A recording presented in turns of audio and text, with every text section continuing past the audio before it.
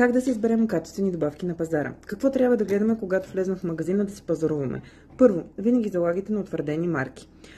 Много е важно да има GMP сертификат. Това е един страхотен сертификат, който говори за високо качество на суровините, използвани в самата добавка и малко или много води до по-голямо потребителско спокойствие.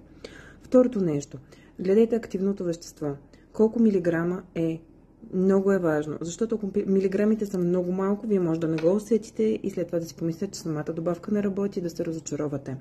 Гледайте дали има пълнежи, дали има подсладители, дали има захар. Избягвайте добавки, които имат захар.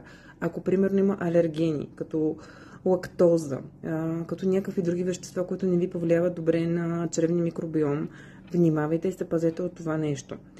Най-важното нещо, когато избирате добавки, наистина направете го спрямо вашите нужди. Консултирайте се с някой, който да ви помогне да си изберете пълния спектър, който ви трябва.